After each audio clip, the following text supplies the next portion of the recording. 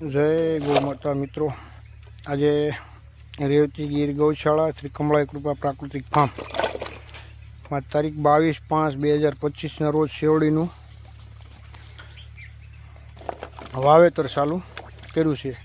તો આ પહેલો પ્રથમ પ્રાકૃતિક ખેતીમાં કે સુભાષ પાલેકર પદ્ધતિથી જે બીજને પટ આપવાનો આવે બીજામૃત બનાવેલું છે. અમારે બીજામૃતના શેવડીના કટકા કાતળા બોલતા જાય છે ને પછી આમાંથી કાઢીને નાખીને સોંપવાનું ચાલુ કરવાનું છે. તો આપ જોઈ શકો છો, આ શેરડી છે, આમાં બીજામૃત બનાવેલું છે ટીપડામાં, જેમાં બીજામૃતમાં ગાયનું છાણ, ગૌમૂત્રો, સૂનો અને માટી એનાથી બીજામૃત બનાવેલું છે ગઈકાલે. અને આજે અમે બીજામૃતનો પટ આપીને શેરડી સોંપવાનું શુભ મુહૂર્ત કરીએ છીએ. તો જોઈએ હવે કેવી સોંપાય છે. હાલો આગળ જોઈએ.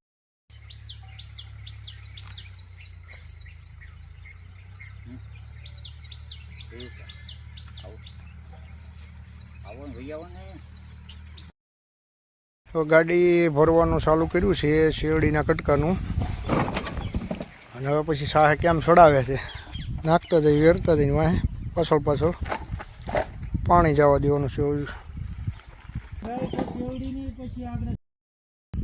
બળદગાડે કરી શેરડી સાહે ચડાવવાનું, સાહે નાખવાનું ચાલુ છે.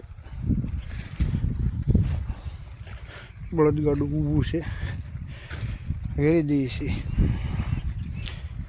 પછી માથે ઢાંઢાનું હાથી હાકી ડ્રીપની નળી પાથરીને પાણી ચાલુ કરવાનું છે. ઓલી સાઈડ આપણે જોઈ ડ્રીપ ચાલુ છે સવારની,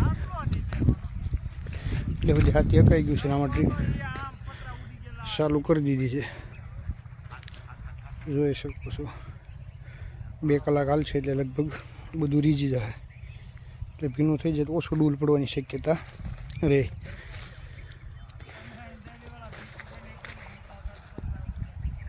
પણ થોડીક બધા ઝેર મુક્ત ખેતી કરીએ, પેસ્ટિસાઇડ, ડીએપી, ઉરિયા વગરની, ગાયનું ગૌમૂત્ર છાણથી, દેશી ખાતરથી કે જીવામૃત બનાવીને ખેતી કરીએ એ વિશેની વાત કરી. ખેતી ઘણા પ્રકારની છે. આપ જે ખેતી કરો તે ઉત્તમ ખેતી છે. ઝેર મુક્ત કરો તો એના માટે ઘણી ખેતી એવી છે કે ઝેર મુક્ત થાય, ઓર્ગોનિક હોય, કોઈ સજીવ હોય, કોઈ જે તે પ્રકારની ઘણા નોખી ખેતી કરતા હોય છે ઝેર મુક્ત. પણ સહેલી અને સરળ ખેતી મને એવું લાગ્યું, તમને જે લાગે એ કરો, પણ મને એવું લાગ્યું કે સુભાષ પાલેકરની પદ્ધતિ સહેલી અને એકદમ ખેડૂત સમજી શકે એવી છે.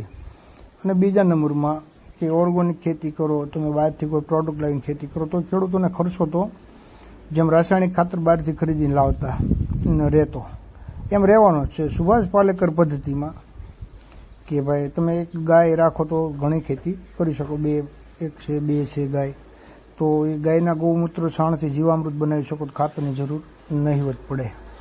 અને લગભગ તમામ વસ્તુ એની ખેતીની જે વિધિમાં છે, ટૂંકમાં સુભાષ પાલેકરની પદ્ધતિમાં, એ લગભગ આપણને બધી ગાયમાંથી મોટા ભાગની મળી રહેતી હોય છે. એટલે આપણે કંઈ બહારથી લેવું પડે છે, નથી લેવું પડતું. જીવામૃત બનાવો તેમાં ગોળ લેવો પડે, શીણા તમારા ઘરના નો શીણાનો લોટ લાવવો પડે, એ ખર્ચો રહે છે, પણ એટલો બધો નથી રહેતો જે બહારથી આપણે ઓર્ગોનિક ખાતર લાવીને એનો ખર્ચો કરીએ એવો નથી રહેતો એમ. તો એ માટે મને સરળ અને સસ્તી ખેતી લાગી, અને ખેડૂત એકદમ એને શીખી શકે એમ, આવડી શકે કે બહુ એટલી બધી હાર્ડ કે અઘરી ખેડૂતો માટે નથી.